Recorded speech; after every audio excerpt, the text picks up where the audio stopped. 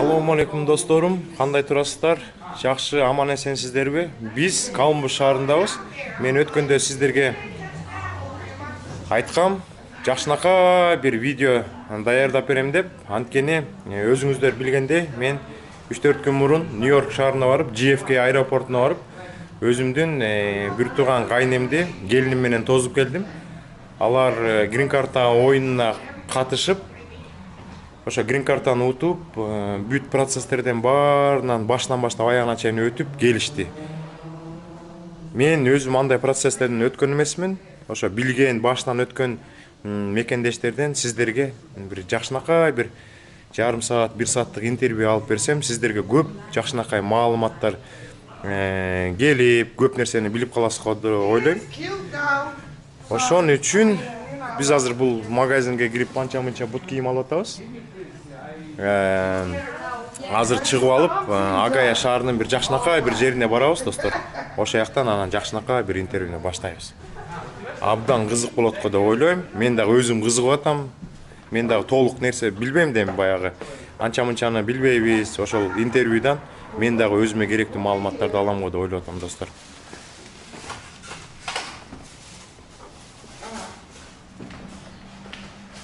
Timberlake деген бут кийимдер экен, Timberlake деп. Америкага келген жигиттердин баардыгы мондай ботинка алышат. Анткени бул ботинка аябай абдан бышык, анан жумушка ылайыктуу. Мунун баасы где-то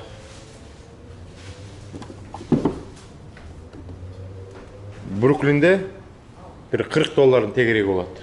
$40-50 тегереги.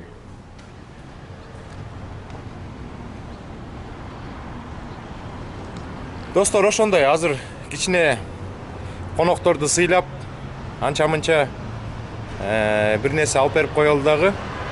Анан бир жерге барып, жакшынакай бир интервью алабыз, достор. Анан бир жакшынакай бир турецкий кафе бар, ошол жака барып, конокторубузду сыйлап алып, анан үйдү көздөй кетебиз, достор. Тынчыраак местада таптык. Өткөндө ушул жерге келгенбиз. Келгенде фонтан атылып, кичинекей балдар ойноп, кишилер көп болчу. Азыр кичине тынчып калыптыр. Мына ушул жерде скамейкалар бар экен, абдан тынч экен. Мына могу скамейкага отуруп алып, суунун жээгинде акырын кобурашсак болот экен, достор. Достор, анда келчү жерге келдик. Мына биздин маяк берген, биздин мекендештер даяр дегендей. Анда маягыбызды баштайлы. Мен азыр маяк бере турган биздин мекендештер менен, биздин туугандар менен тааныштырып коеюн бир сыйра. Анан акырындан суроо берип, суроо жооп кылып, сиздерге керектүү маалыматтарды акырындан бере баштайбыз. Биздин маяк берчү коноктор. Мына Бакыт мырза, кандай турасыздар? Анан Айсулуу айым. Биздин мекендештерди кызыктырган эң биринчи негизги суроо мындай болуш керек. Грин карта оюнун көп мекендештер билбейт экен да, жаңы таанышып атпай. Ошо сиздер кандай ушу оюн менен таанышып калдыңыздар? Кимдер толтуруп берди, же өзүңүздөр толтурдуңарбы? Толтуруу учурунда оорчулук болдубу, же болгон жокпу? Ошо жөнүндө бир айтып берсеңиздер.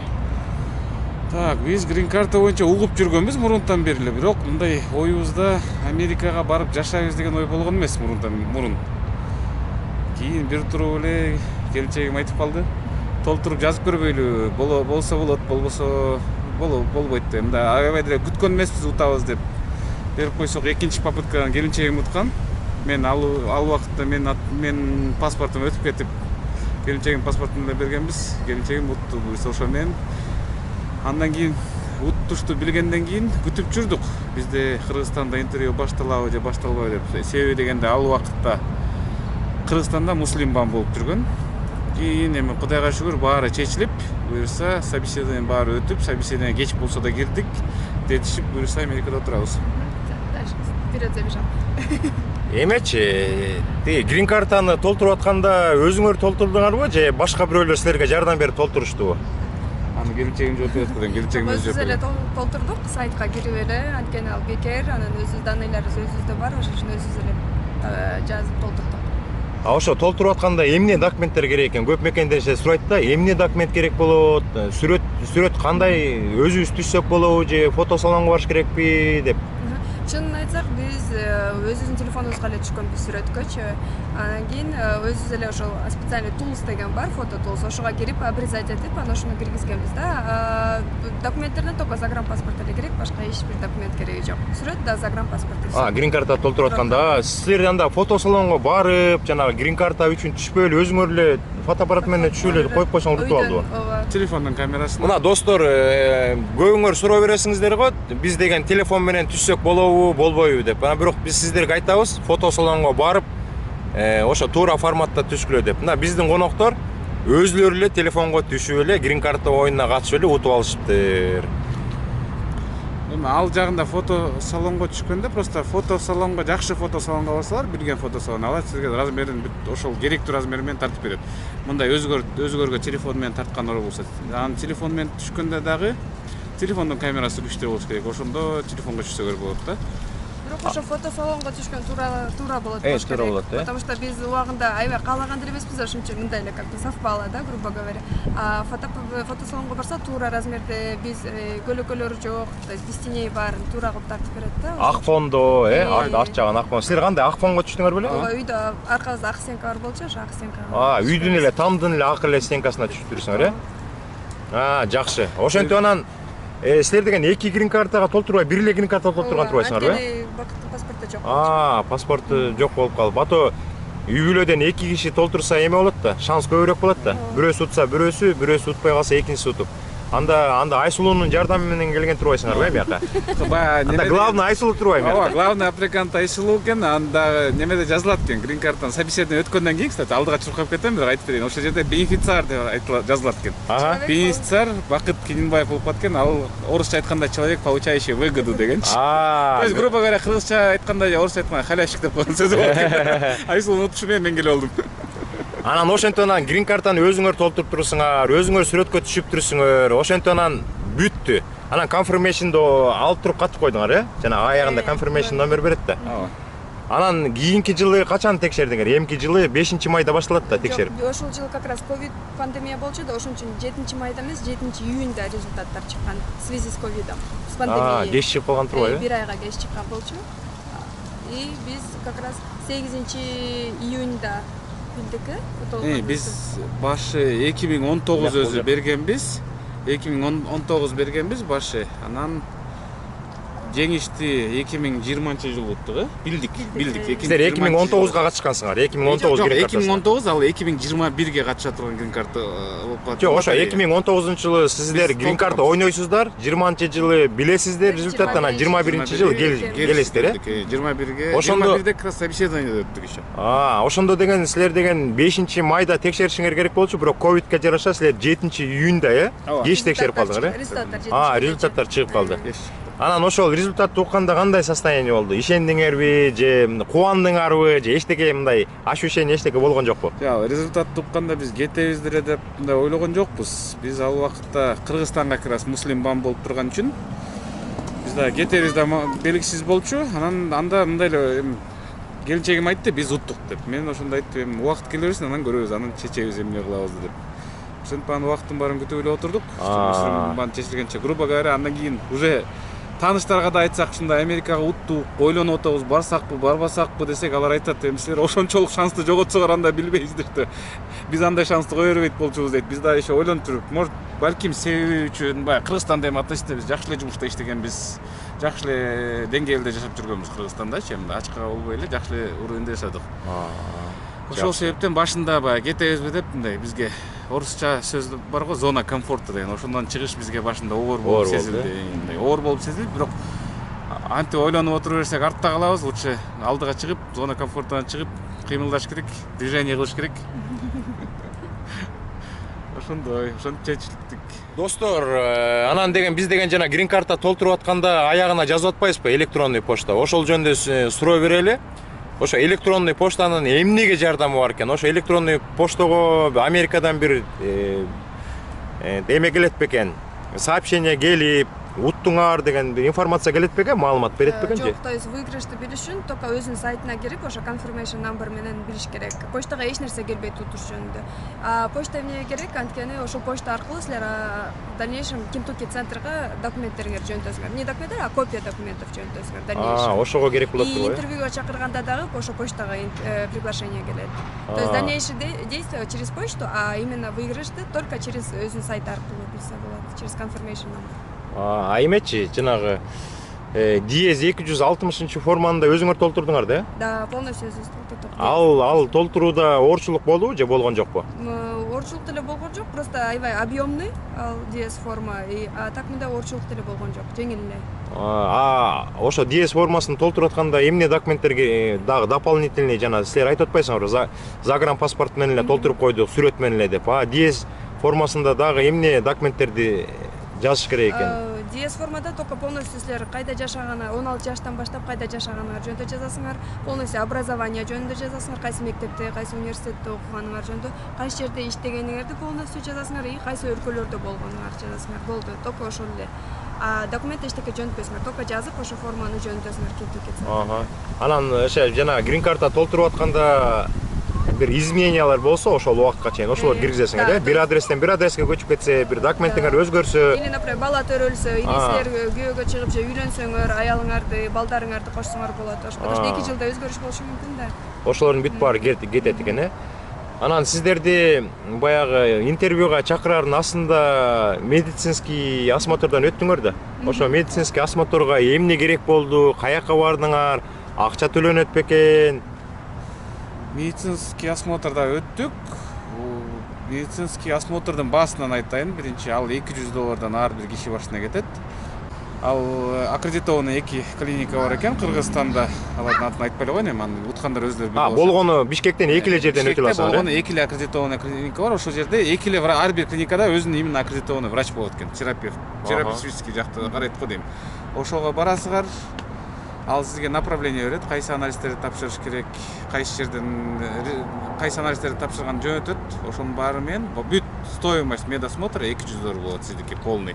Единственное, сиз, например, мисалы үчүн кээ бир анализдерди тапшырганда башкача бир ооругар чыгып калса, ал жагынан өзүнчө да чуркап калышыңар мүмкүн да ал. Мисалы үчүн өпкөнү текшерет, өпкөдөн начар бир нерсе чыгып калса, андан кийин башка, возможно, да текшересиңер, дейсиңер, аябай деле көп акча андан чыкар, $200 чыкар, акча кетпейт. Бирок медосмотрдун баасы $200. А так в целом бир күндүк эле иш да. Бир эле күндүкпү? Жана медосмотрго барганда ошол эле бир эле клиникадан өтөсүңөр же чуркатабы? Тияк бар, бул жак бар, тияк бар. Бир күн кетет. Бир күн кетет, ошол эле клиникада болот. Там разный. Жок, например, бир клиникада ошол эле жерде өтөт. Единственное, 1-2 анализге башка жерге жүрүп, а калганы бир эле клиникада өтөт. Жакшы. Анан результатты силердин колуңарга береби? Жок. Результатты бербейт. Только вакцина, лист vaccination тест ошону берет и всё. Калган эч нерсе. И рентген грудной клетки. Грудной клетки. Да, кошумча кылып коеюнчу, ошо медосмотр кылганын астында желательно ага чейин эле өзүңөрдүн поликлиникага барып, ошо вакцинациянын личный карточкалардын неме справка 063 деген 063 деген справканы желательно атын туура айтсак да, вакцинациялар жөнүндө справка, ошону желательно табып коюш керек заранее. Чогуу албаш керек деп. Ал уже врачка барасыңар, терапевтке. Ал деген эме болуш керек, баягы кичинекейден бери ар кайсы возрастта укол сайып турат го, жана манту, тигибу деп, ошолордун бүт баарын алган бул уколду деген доказательствону алып барыш керек экен. Андан дагы бир кичинекей балдары бар үчүн информация экен. Точный баасын билбейбиз, где-то бир 10 миңден 9 миң тегеге кетет деп атабыз. Балдарга дагы өзүнчө бир вакциналарды алдырыш керек экен. Ал Кыргызстандын стандарты боюнча алынбайт ал вакциналар, Американ стандарты боюнча алар алыш керек экен. Аны өзгөртүлөт экенсиңер, өзгөртүп жөнтөгөрдөн Кыргызстандан жасатат экенсиңер аны. Достор, биз деген Telegram каналдан, YouTube каналдан сиздерге түшүндүрүп жүргөндөй, мына медицинский осмотрга барганда жанагындай справканы алып алат экенсиздер дагы. Анан ар бир кишиге $200 төлөнөт. Медицинский справкага барганга чейин, То есть DS 260-ты толтургандан кийин, DS 260 толтургандан кийин Kentucky центр айтат. Биз силердин DS 260-ыңарды алдык. Теперь вы должны отправить вот такие-то документы, копии документов деп айтат да. Анын ичине эмне кирет? Бул свидетельство о рождении, свидетельство о браке, загранпаспорт, эркек киши болсо то военный билет, и аттестат. Жок, аттестатты мен ошону точно айта албай атканмын. Аттестат кириш мүмкүн, балким. да. Аттестат бирок обязательно условие. Өзү список беришет, то есть керектүү документтердин копиясын бизге жибергиле деп айтат турбу, э? Да, то есть получается, если ал кыргыз тилинде жана орус тилинде болсо, ошол которбой эле жөнөтөсүңөр. А мисалы үчүн силер Япониядан окуп келсеңер, то японча болсо аны англис тилге которушуңар керек да. То есть если өзүңөрдүн кыргыз тили, орус тилинде болсо, ошо боюнча эле жөнөтөсүңөр копия. Андан кийин ал копияны жөнөткөндөн ал айтат: "Всё хорошо, Kentucky центр, биз документтериңерди алдык" дейт. Если бир нерсе жетишпесе, айтат: "Силерге бул документтер жетишпейт, муну жөнөткүлө" дейт. А полностью документтер жөнөгөндөн кийин айтат Kentucky центр: "Всё, мы ваши документы получили, DS формаңарды получили, теперь өзүңөрдүн очередиңерди күтөсүңөр интервьюга" дейт. И убакыт келгенде уже интервьюга посольство чакырат. Ошо интервьюга деген жана силер жиберген электронный почта менен Kentucky менен силердин ортоңордо байланыш болуп турбайбы? Ошо электронный поштага. Электронный почтага жөнөтөт, бирок были такие случаи, когда электронный почтага приглашение интервьюга келбей калган. Ошон үчүн постоянно выигрышный страницага кирип текшерип туруш керек. Статус текшерип. Ошол жерде эгер если текшерсеңер, то ошол жерде келет да, то есть invitation. Жакшы. Эми ошол процесстерден кийин анан күтүп турасыңар, анан интервьюга бир күнү чакырат, э? Мынчанча числодо. Достор, азыр интервьюбуз уланып атат. Мен батарейкам түгөнүп калып, машинага барып батарейка алып келтем. Бирок сиздерге азыр айтып коеюн деп атам. Сиздер деген кээ бир биздин мекендештер через агентство аркылуу, кээ бирөөлөр достору аркылуу, кээ бирөөлөр кошуналары, кээ бирөөлөр тааныш аркылуу толтуруп атат. Бирок кийин интервьюга барганда консул сурап калышы мүмкүн да. Бул грин картаны толтурууга сиздерге бирөөлөр жардам бердиби же өзүңүздөрдүн күчүңөр менен тапшырдыңарбы дегенде, ошондо биз бул грин картаны өзүбүздүн күчүбүз менен тапшырдык деп айтыш керек. Анткени ушундай моменттерде болуптур. Бирөөлөр толтуруп берди же агентство толтуруп берди деген мекендештерге отказ берип койгондагы моменттер болуптур. Ошону сиздерге айтып коеюн дегем. Ошон үчүн ким толтурбасын, интервьюга барганда өзүбүз толтурдук деп айтыш керек, достор. Андай интервьюбузду уланталы. Биз интервьюга барган күнү, ал күн кайсы күнү бардык биз? Июндүн аягында барганбыз. Ошол убакта барсак, бир аз эртерээк бардык, бир 15 мүнөт эртерээк посольствонун жанына. Аякта эрте киргизген жок, убакыты менен киргизди. Вроде адашпасам 10:30 бизге такталган интервью убакыт сааты. 10:30 бардык, очередте турдук. Ичине кирсек, ичинде да очередь болот экен, бир аз 2-3 киши алыстыбызда. Ошол жерде очередте туруп, андан кийин бир окошкого кирет экенбиз. Ал жерге орусча сүйлөгөн кыз, балким Кыргызстандын эле жараны го дейм, бирок посольство иштеген. Ал кишиге, ал кызга документтерди өткөрүп бергенбиз. Ал документтердин баарын текшерди. Копияларды ал кыз кереги жок болчу деди, бирок угушубуз боюнча кийинки посолдо алмашканда кээ бирөө переводдор, то есть перевод кереги жок деди. А копиялар обязательно керек экен. Кийинки, бирок бизден кийинки тапшыргандардан кээ бирөөнөн перевод сураптыр. Ошол себептен ошондой болду. Аны өзүлөр ар бирге өзүлөр карайшылар да, кандай. Документтердин переводун. Анткени деген бизде өткөндө да биздин катталуучулар айтып калды. Бизден бир да перевод сураган жок деп. Анткени 2-3 биздин Telegram каналдын катталуучулары кирип чыкканда интервьюгачы. Ошолор айтышты, бизден интервьюгадан перевод сураган жок, акчаңарды кетирбей эле койгула, перевод жасабай эле койгула деп. А бирок сураган турбай кээ бирөөлөр. Арасынан кээ бир консулдар, то есть алмашыптыр, биз тапшыргандан кийинкилерде консулдар алмашып, кээ бирөөнөн сураптыр, перевод керек деп. Ошол жагын ал жерин эми желательно даярдап алган эле жакшы го дейм. Аны посольствонун өзүнөн чыгып, консулга жараша болот экен да, түшүнүгүбүз боюнча. Анан собеседование киргенде суроолор жок, экинчи окошко барганда акча төлөдүңөр. Экинчи окошко барып акча, ошо биринчи окошкодон эле документ өткөрүп акчаларын төлөдүк. Ошол жерде акчасы $330 ар бир кишиге, ар бир кичинекей бала болобу, чоң киши болобу, айырмасы жок. Андан кийин в одной валюте. В одной валюте, либо сом менен төлөйсүңөр Кыргызстанда же либо жалаң доллар менен. Доллар менен төлөсөңөр сдачасын берет экен. Биздер ошол суроо бизге кызыктырып жүргөн, доллар менен төлөсөңөр сдача берилет экен сизге. Андан кийинки аяктан документти өткөрүп, очередте да бир аз турдук собеседованиеге. Анан собеседование барганда бизди консул аял принимать этти. Англисче сүйлөйт экен, өзү орусча бир аз кыйналып сүйлөйт экен. Анан ошондо сурады бизден, кайсы тилде сүйлөйсүңөр, английский билесиңерби деп сурады. Келинчегим айтты, английский билем деди. Келинчеги менен англисче сүйлөдү. Менден мага суроо бере баштаганда мен сурандым. Мен английский начар болчу, мектеп убагында эле окугам, көптөн бери окубай жүрүп, английский аз начар, мен орусча сүйлөштүм.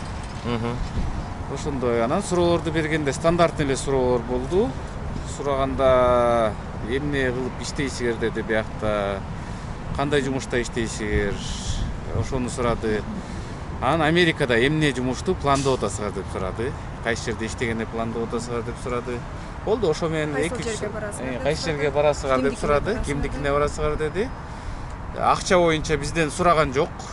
Эч кандай акча, банковский счет боюнча эч кандай документ сураган жок. Бизден кээ бирөөдөн балким сурап калат деп уктук тоже. Банковский счеттон же канча акчаң бар, эмне акчаң барбы, же эмне мүлкүң бар деп сурап калат экен кээ бирөөнөн. Бизге андай суроо берген жок, доказательство не требовали экен. Бизде ал Кыргызстанга эле тиешелүү болуп калат экен, Кыргызстандын тапшыргандарга. Башка өлкөлөрдө сурашат экен. Мисалы Россияда обязательно банковский счетуңарды көрсөтүшүң керек. Анан 2-3 суроо эле берди, ошентип эле анан силердин визага одобрено деп айтты англисче. Ошол визаны деген силерге деген ошол күнү эле паспортко басып бердиби же 2-3 күндөн кийин келгиле деп айтышыбы? Визаны биз понедельник күнү барганбыз собеседованиеге. Адашпасам 5-чи күнү даяр болот деген, 5-чи күнү барып алдык. Өзүлөр айтышат кайсы күндө даяр болот. Обычно угушубуз боюнча 5-чи күндөрү обычно визаны даярдап коет. Поштага жазып коет, силердин визаңар даяр келип. Жанагы электронный поштаңардын да аябай жана мекендештер жана биз айтып атпайбызбы, электронный почта ачкыла, кээ бирөөңөр айтып атасыңар, бизде жок деп. Ошону ачышыңар керек. Анткени жана Кентукки менен дагы ар кандай документти беришип алышып каласыңыздар, анан посольстводон дагы бир информация болуп калса, ошол электронный поштага жиберип турат экен. Жанагы эмеси кандай болот экен? Срок боюнча силерди виза алгандан кийин айттыбы, бул определенный убакта кетишиңер керек деп, же мындай эчтеке деп айткан жокпу? Айтты. Визада убакыт басылат экен. Биздики где-то декабрдын ортолору болчу өзү убакыт. Биз ошол убакытка чейин Америкага киришибиз керек болчу. Ал жерде жазылып турду. Анан ошо Америкага кетерде результатты утканды айткандан кийин сизге, грубо, сизге виза одобрено деп айтты да. Ошондон кийин 2 жуманын ичинде ар бир киши башына $220 төлөйт экенсиз. Бул грин карта үчүн. Грин карта үчүн ал документти, соответственно, Америкадан уже келип аласыз. Ага чейинки $200 медосмотр, анан $330 посольствого төлөнгөн акча, ал акча кайтарылбайт. Сиз эгерде сиз отказ алсаңыз, ал акчага уже үмүтүңүздү түзбөңүз да, үмүтүңүздү калтырбаңыз, ал акчаны кайра алам деп. Ал акчаңыз уже болду, кетет. Тиги жана $220 грин карта деген кимге одобрено болуп, визасын берсе 2 жуманын ичинде төлөйсүңөр, кимге одобрение болбой калса, төлөнбөй калат. Получается, Америкага кетем дегенге минимум 2 жума калганга чейин төлөш керек да. Америкага кеткенге чейин 2 жума. Самый минимальный срок это 2 жума. То есть 2 жума калганга чейин төлөп коюш керек. Ошо биздин катталуучулардын көбү суроо коюп атат да, визадан өткөндөн кийин канча максимальный срок да, канча убакыттын ичинде? 5 ай, 6 айга чейин. 6 ай деп атабыз да биз. Медосмотрдан кийин 6 ай. Медосмотрдан кийин 6 ай. Жана визадан эмес, медосмотр. Анда биз туура эмес берип атабыз информация. Биз айтып атканбыз да, кийим интервьюга чыгып, визасын басылгандан баштап, ошол күндөн баштап 6 айды санайбыз деп. Медосмотрдан 6 ай, анан сиз визаны паспортто алганда эле, паспортто бир датасы жазылып турат. Кайсы күнгө чейин сиз АКШга киришиңиз керек деп. Анда уже визадан билет турбайсыз. Визадан карап туруп эле, визадан эле карап койсо болот. Визада жазылып турат. Анан дагы бир суроо, ошол кандай деп ойлойсуңар? Кээ бир көп мекендештер айтат эме деп. Биз визаны үй бүлө менен кирип алдык. Күйөөсү, аялы, анан 3 баласы. Анан жолдошу эрте кете берсе болобу, билет сатып алып. Андан кийин баягы срок бүтө электе, калган үй бүлөсү учуп кетсе болот да. Главный аппликант эң биринчи кете алат. Главный аппликант. Кете алат, да. Уткан киши, да. То есть ошол кете алат биринчи, андан кийин кайра келип, грин картаны алгандан кийин 1 айдан кийин чыгып, уже өзүнүн үй бүлөсүн алып келсе болот. Или же үй бүлөсү өзүлөрү келе берет. Өзүлөрү келе берет деп. Но обязательно, что биринчи кирген киши бул уткан киши болуш керек. Уткан киши келиш керек, Уткан киши келиш керек.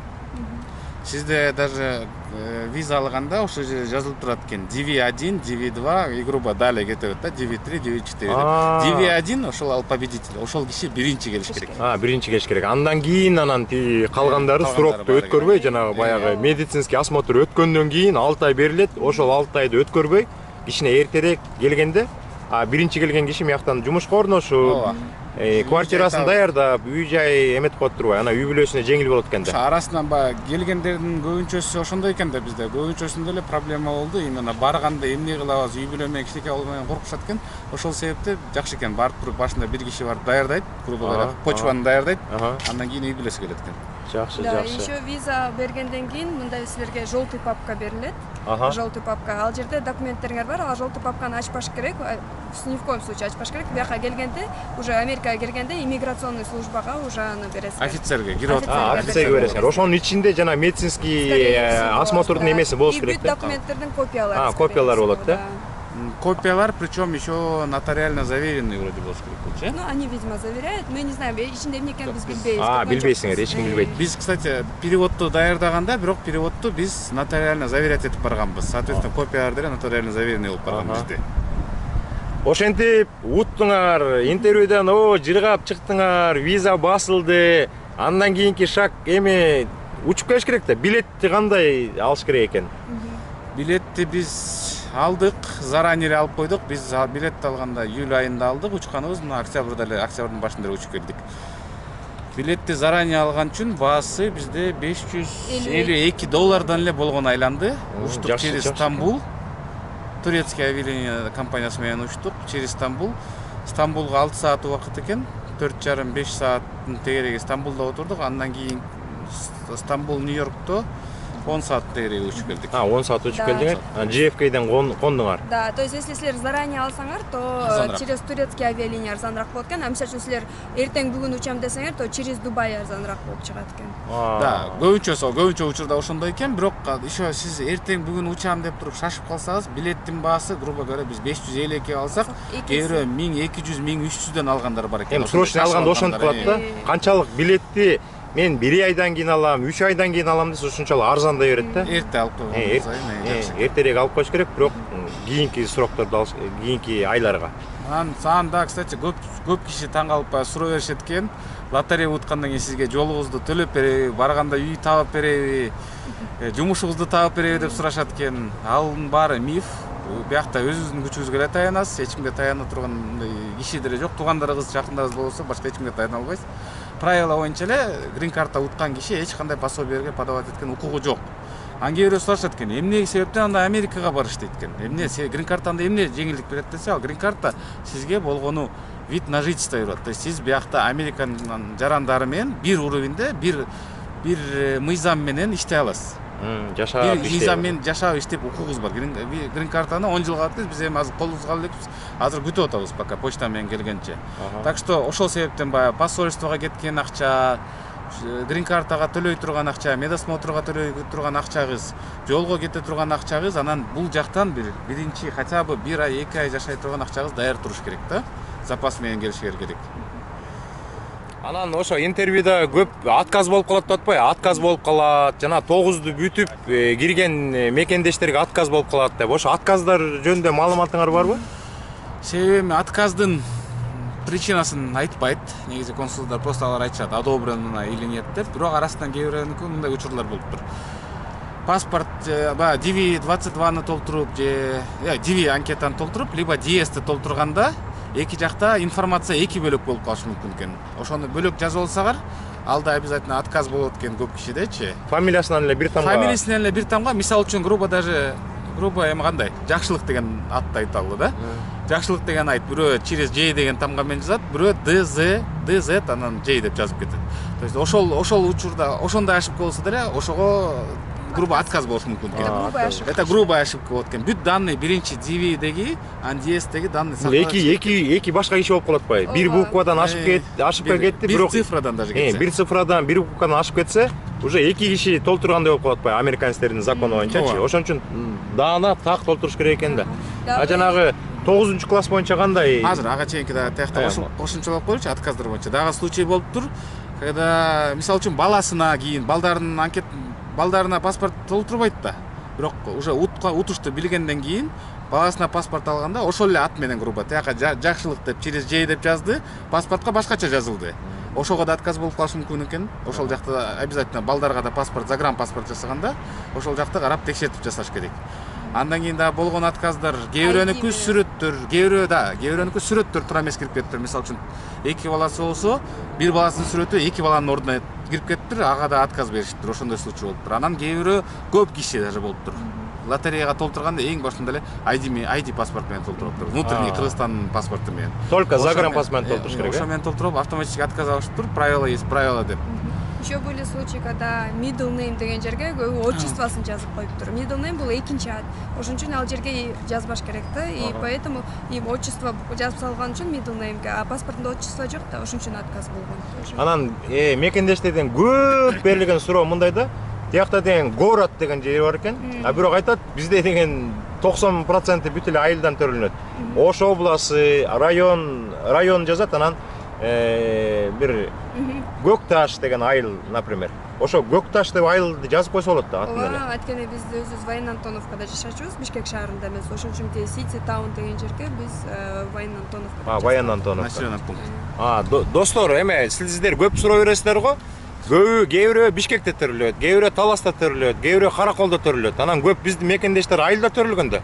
Например, Түп айылынын Токтаян айылы, Түп районунун Токтаян айылы деп. Ошо City деген жерге Токтаян айылы деп жазып коесуздар. Анан кийин интервьюга барганда силердин документ менен сравнение болгондо өзүңүздөр дагы түшүндүрүп коесуздар. Жакшы. Дагы отказ по поводу 9-класстарда жөнүндө. Эгер силер 9-классты бүтүп, андан кийин окубасаңар, мисалы үчүн колледжде, университетте окубасаңар, бул отказ. Тоже потому что один из требований обязательно аттестат 11 жыл болуш керек. Главное питание. Эгер, да, главное, то есть уткан киши. Уткан кишиники. Утпаган киши туугандары болсо, мисалы үчүн менин учурумда мындай болду да, мен 9-классты бүткөм, андан кийин колледжге тапшыргам. Кичине үзүп койдум, кошумчалап кетейин деп атам. Келинчегимдин документин, дипломун бүт текшерди, карады. Меникин паспортумду текшерди, военный билетимди текшерди, справка о несудимостини текшерди. Болду болгон. Аттестатын даже караган жок. Караган жок. Анткени главный аппликанттыкын карады, а экинчиникин карабай экенден, да? А были еще случаи, мисалы үчүн, да, биз менен бир бала өткөн болчу, ал 9-классты бүтүптүр, анан эле колледжге тапшырыптыр, и университетке тапшырыптыр. Ал болсо Министерство образованияга барып, ал жерде справка алды да, что колледжде окуган 3 жылы соответствует 10-11 класска деген менен ему разрешили. То есть ал справканы предоставлять этип берди, и консул ага одобрять этти, жакшы. Кстати, ошо немеде жазылып турат экен, сизде наличие аттестата болуш керек экен. Аттестат дегенде ал 11 класс биздин Кыргызстандын образованиясы бияктагы 12 класс менен бирдей болот экен, деңгээлде. Ал себеби дегенде сиз Кыргызстанда билимиңиз менен биякта университетке тапшыргандай шартыңыз болуш керек экен. Анан мисалы үчүн кээ бирөө ошондой доказывать этип, либо ошол жерде жазылып турат экен. Сиз либо ошондой аттестатыңыз болуш керек, либо бир какой-то документ болуш керек, либо доказывать этиш керек, то что сиз колледжде бүтсөңүз дагы бияктын 12 классына эквиваленттен деп Американын, ошол үчүн ошондой документ даярдайт экенсиз. Тиги JFK аэропортуна келгенден кийин анан сыртка чыкканга чейин кандай эчтеке проблема болгон жокпу? Жана иммигрейшнден өттүңөр, офицеринен жеңил чыктыңарбы? Да, то есть эч кандай проверка болуп, документ текшерип. Иммиграционный офицерге биз өзүбүз паспортубузду бердик виза менен, анан кийин ошол эле жана желтый конверттерди бердик. Ал болсо желтый конверттерди ачып эле өзүнө калтырды. Анан биз айттык, биз адресибизди алмаштыргыбыз келет деди. Анткени биз башында башка адрести указывать эткенбиз, кимге кеткенде, анан кийин биз башка жерге барабыз деп чечтик да. Ошон үчүн биз айттык, биз адресибизди алмаштыра алабыз деди. Иммиграционный офицер хорошо деп бүт жаңы адресибизди жазып алды. И все, то есть башка эчтеке текшерген жок. Welcome to America деди. Welcome to America деп ошо биз мекендештерибизге айтабыз, ошо сөздү угасыңар акырында депчи. Анан сиздер менен биз кезиктик, Бруклинге бардык, Манхэттенге бардык, небоскребтордун баарын, имараттарды көрдүк. Америка жөнүндө кандай ой пайда болду келгенде? Бир 2-3 күн болдуңар, анан Агаяга келдиңер, азыр Колумбусту көрдүк. Чын айтканда мындай, Америкага келдик, бирок өзүбүздү мындай кенен сезет экенбиз. Биздин өлкөгө караганда, себеби дегенде биякта полицейский дружелюбный, даже полицейский мындай сүйлөшүп эметкен жокпуз, бирок мындай сезим болбойт экен. Сен азыр обязательно биздин постсоветский өлкөлөрдө кандай, биз милицияны көрсөң, өзүң абайлаш керек, эки жакты караш керек. Бир нерсе болсо эле сразу сага тиешет. Биякта мындай мелочтор менен карабайт экен, мындай бош эле жүрөт экенсиң, кенен коркпойт экенсиң. Элдердин көз карашы жакшы. Элдердин көз карашы жакты. Бизде Кыргызстанда мисалы үчүн бүт кайсы жерде газон көрбөсөң да бизде бүт жер жазылып атат, по газону не ходить деп. Биякта Америкада мына тегеректи тартып койсоңуз, бүт жерде газон турат экен, газонду кенен кыдырып басып бересиз. Мыякта чуркап жүрүшөт, велосипед менен жүрүшөт, газонго жатып алышат күн жылыдачы. Мыяктан газонго эс алыш үчүн жасайт да, газонго эс алгыла, жаткыла, баскыла деп. Бизде газонду баспагыла деген табличканы жазып коюш үчүн жасайт окшойт. Шаарлар жөнүндө кандай ощущение болду? Жана Манхэттен ичинде жүрдүңөр, кыдырып жүрдүңөр, кандай ощущение болду? Ну, эгер чынын айтсак, до сих пор ишете албай эле жүрөбүз, до сих пор бияка келгениңизгечи чындыгында айтсак. Андан кийин Эс алууга бияка эс алууга келгенде эле ошондой сезилип атат азырынчачы. Пока эми кандай айтсак, мозг сопротивляется воспринимать это всё. Жок, эми кичине сезип атасыңар да, биз көп айтып атабыз, башка блогерлер айтып атат, грин карта утуп келгенден кийин дагы бир жарым жыл, 1 жыл кыйын болот депчи. А грин картасы жок келген кишилерге бир 2 жылга чейин көз жумуп эле иштей бериш керек деп. Андан кийин анан тил үйрөнүп, жакшы жумуштарга иштеп, анан көтөрүлүп бутка тура баштайт да адамдар. Ошого даярсыңарбы? Ооба, даярбыз. Ал еще немеден зависит этет. Видите, кээ бирөө тууганы жок келишет экен. Кээ бирөөнүн тууганы бар, биякта жардам болуп келет. Кээ бирөө тууганы жок болгондорго, бизде мисалы үчүн туугандар бар. Кээ бирөө туугандары жок, тозо турган кишиси жок келгендер кичине кыйналат. Анан ал соответственно сиз бияка келгениңиз зависит канча акча менен, канча каражат менен киресиз. Канчалык каражатыңыз көп болсо, ошончолук кенен биякта сизге окуганга шашпай, кичине эс алып, анан иштеп баштаганга шартыңыз болот. Канчалык желательно, если сизде каражатыңыз аз болсо, угушубуз боюнча Нью-Йорк же Чикаго шаарларына барыш керек экен. Ал жерде себеби дегенде мигранттарга отношение более лояльный экен. То есть ал жерде жумуш табыш оңой, даже документиңиз жок болуп, пока виза келгенче, грин карта келгенче уже жумушка чыга берсеңиз болот экен. Аякта жумушту эртеси эле табат экенсиз. А башка шаарларда еще жумуш табыш оор дегенде еще плюс жумушка жетиш оор экен. Мисалы үчүн бияка келесиз, Американы бүт эле жерде айтышат одноэтажная депчи, то есть жер үйлөр көбүнчө. Анан грубо элементарно аптекага барыш үчүн, банкка барыш үчүн, жумушка барыш үчүн обязательно сизге машина керек. Сиз машина айдашыңыз керек көп жерде. Көп учурда общественный транспорт Америкада аз жүрөт экен. Көп чоң шаарлардан башка жерде, мындай майда шаарларда общественный транспорт табыш оор.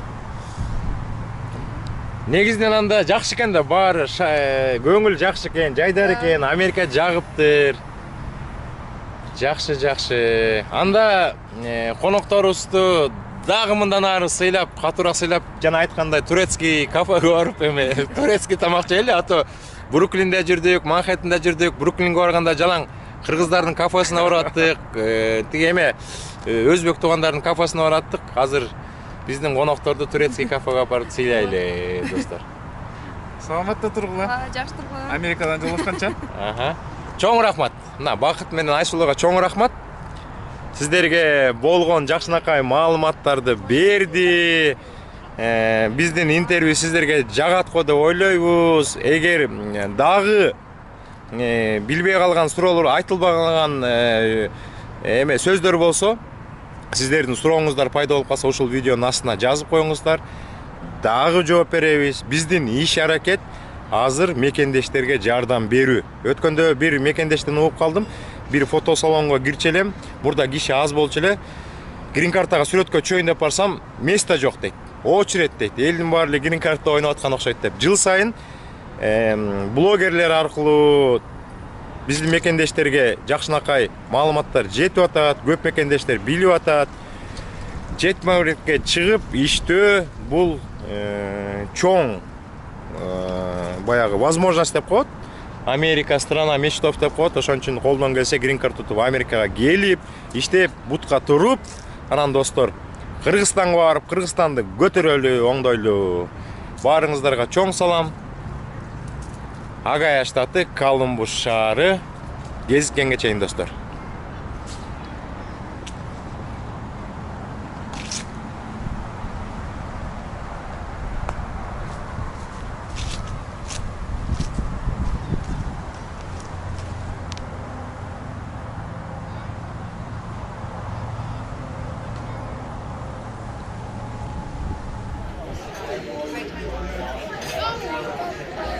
Türklerin tamakları.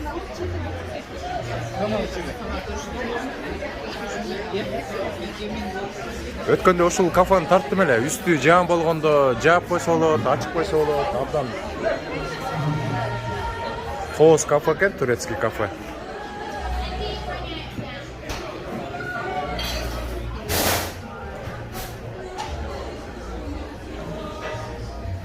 Тиягы открытый, мага кыртый экен. Эң негизгиси мына могул жер достор. Кандай кооздук.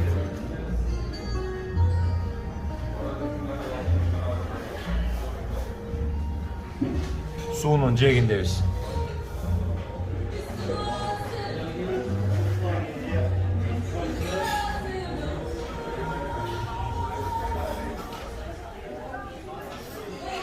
киши абдан көп экен, жалаң американецтер экен да болгондо дагы.